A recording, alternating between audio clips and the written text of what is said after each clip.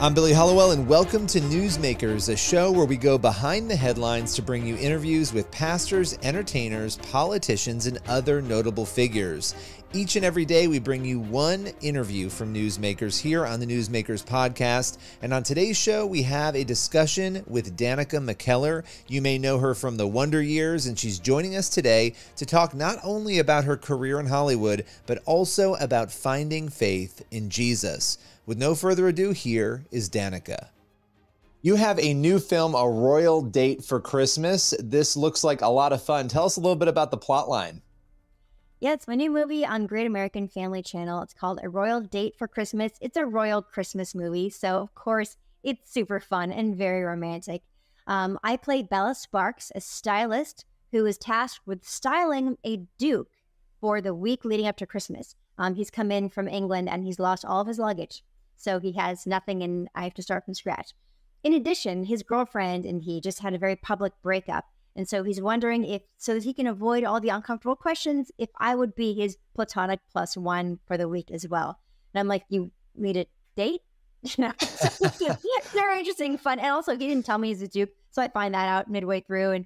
And it's adorable. But more than that, it is so heartfelt. The guy playing the duke, his name is Damon Runyon. He is such a wonderful actor. And I'd worked with him years before, and I remembered it was very easy for him to be emotional, for him to be in touch with his heart. He just had this connection. And not all, especially male actors, don't necessarily have as much practice doing that. And I remember that about him. And so I'd actually suggested him for the role, and he just delivered above and beyond. Both the characters in this movie have recently had like broken hearts, and we get to mend each other's hearts. And it's just so beautiful. And it's a fairy tale come true. Audiences, and it's already premiered. So it'll be re-airing again throughout December on Great American Family. And I believe that as of when you guys are hearing this, the next airing will be Thursday at, I think it's 9 p.m. Pacific, midnight Eastern, and then on Sunday at 1 o'clock Pacific, 4 o'clock Eastern. So there's lots of opportunities to see it still. I love that. Well, you know, audiences love these films, and there's a huge market for it, which is why Great American Family is doing so well. But what do you love about making these movies? Because you get a chance to do so many interesting storylines in this genre.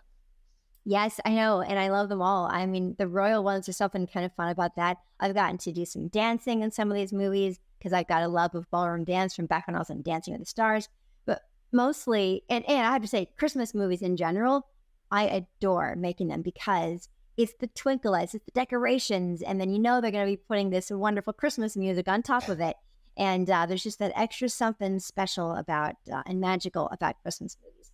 My favorite part is telling stories that are good-natured, and they tell stories of earnest people really trying to do the right thing, and they're in tough situations, whether it's a comedy and the tough situations lead to comedy, or it's romantic and you're just anguished, like, does he like me? Like all the things, but they're earnest and good-natured people. It's just this world is filled with so much entertainment that glorifies the dark side of human nature. And so to really lift up the positive and good side of human nature, I feel like we provide more than just an escape for the audience. We provide them with modeling good behavior.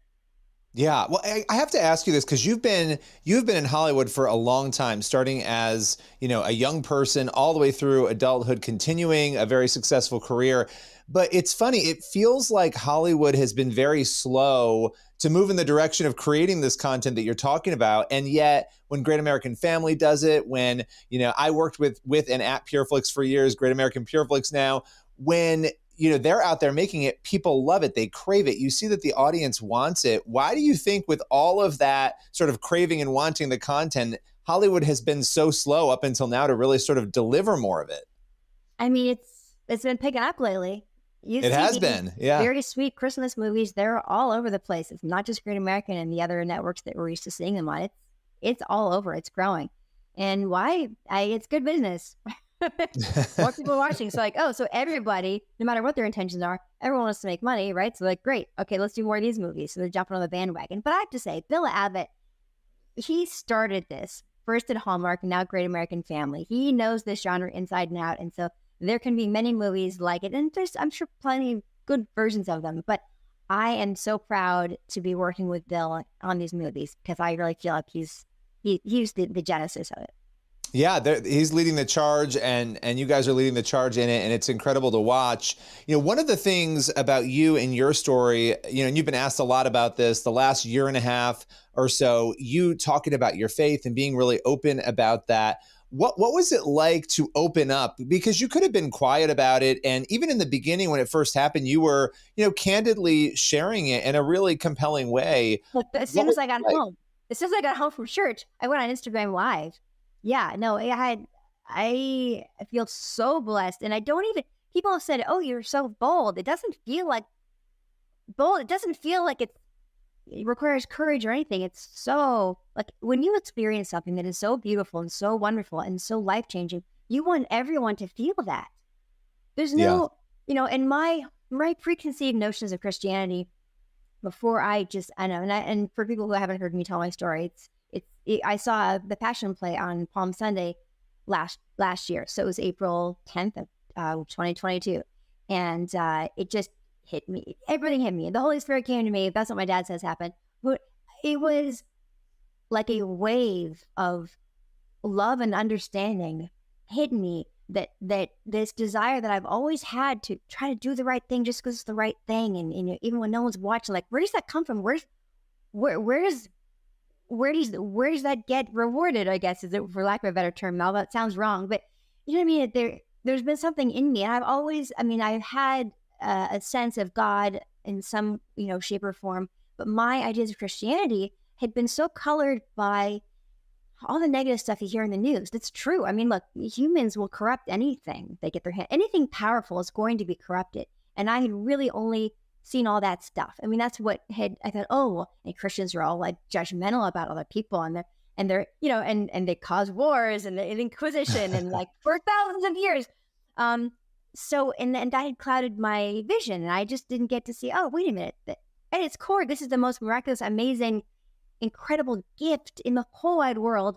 And I just want people to feel that they are not alone, that there's love for you at any time. And it's such a gift. It's such a gift. And I'm not eloquent about it yet, as you can well tell. You are. No, you are. I think you are. I think you are. And actually, one thing I really respect about you is, you know, I think I had reached out to you when it first happened, and you didn't just jump right into doing interviews about it. You waited until I feel like you are eloquent about it. I do. I wasn't ready to answer questions about it. I was ready to share my experience, but I wasn't ready to have a dialogue yet. So after I saw the Passion Play, and Candace Cameron Bure, who's also on Great American Family, she is the one who brought me to that performance, and she'd given me a Bible before that. Anyway, she's amazing. And she encouraged, because I was like, I want to talk about this, but I don't know anything, and I feel like I shouldn't be talking about it since I'm not. She goes, just share your experience. And on the drive home, I had this epiphany, like, oh my gosh, I had always thought of religion and Christianity as being restrictive and limiting somehow, but instead I feel the most amazing freedom. I was like, I have to share this. I have to tell people. Yeah. It's like news. Like I was like, I can't believe this is even me talking about. Like, I had to be in my 40s to have this revelation, which is fine. I mean, it's all in God's timing. It's whatever it was supposed to be. But yeah, I couldn't wait. So I got home and I went on Instagram Live, and you can still find it on there. I think it's April 10th. It was somewhere around there. You can see me just like.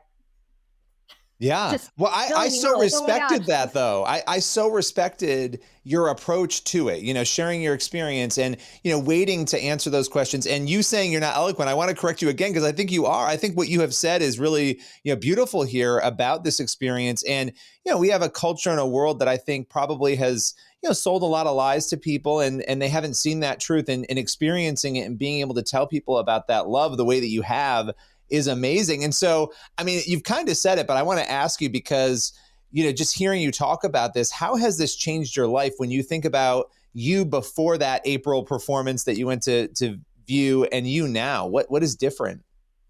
Yeah. I remember Candace saying, she goes, you know, life still is going to happen. Like, you're not going to be happy every day. I'm like, no, I understand. What it has done, things still happen, but you know, they say pain is inevitable, suffering is optional. You heard that? Yeah. One of my favorite expressions.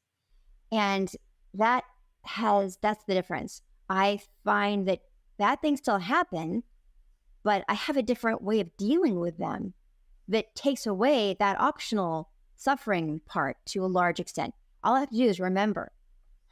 It's like, oh wait, that's right. I'm not alone. Oh wait, that's right. There's a higher thing going on here where I don't have to figure everything out. That's not my burden. I get to turn it over to God. I have a partner. It's that this is something I'm going to need more time to figure out how to really express it. But that is the crux of it. And also, I read the Bible every day now, and I'm actually reading the entire Bible this year. Because wow.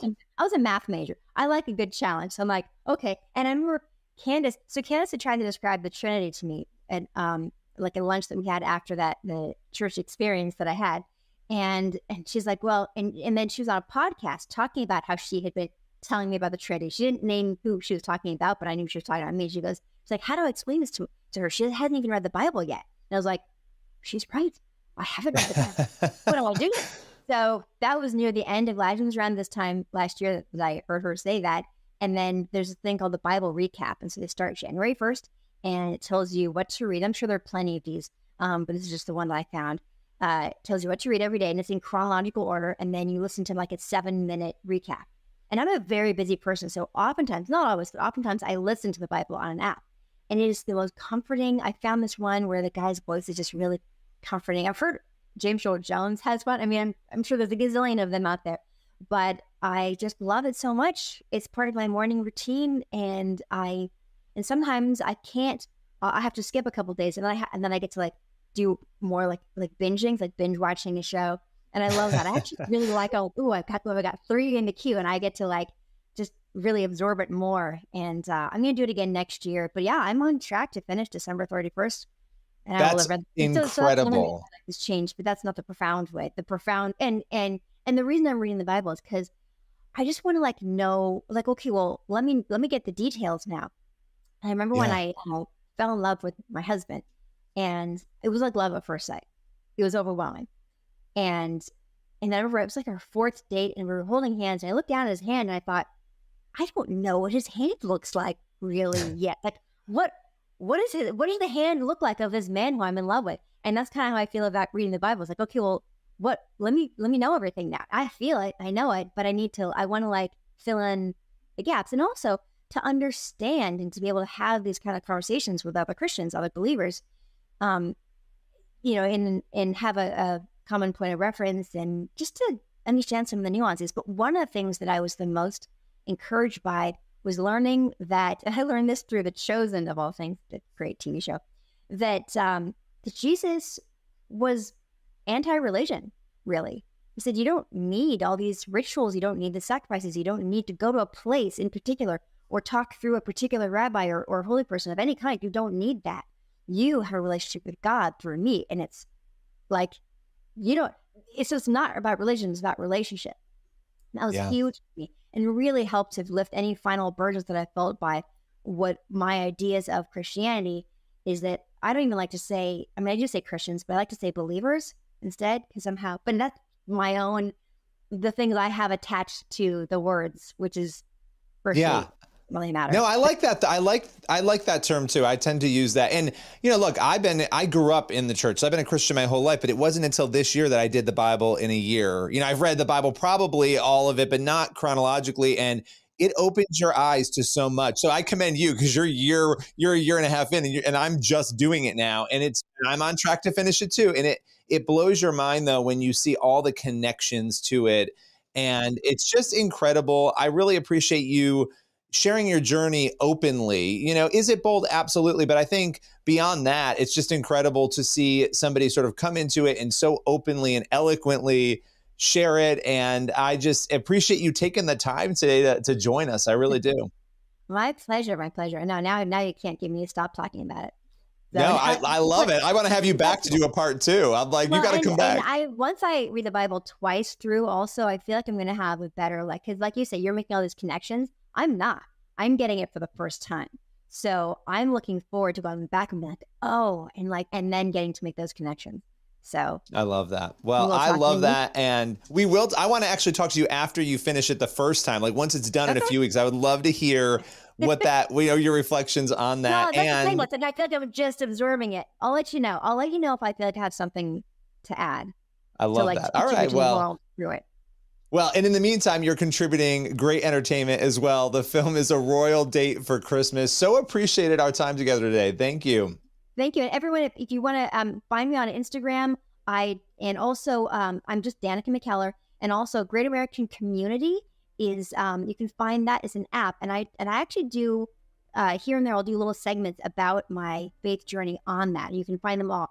I think it's greatamericancommunity.com, or then the app you just search for GA Community, and you can find my videos. I've done all sorts of them about little moments, this little Bible story, this little thing, like what revelation I had. I do all that stuff on Great American Community.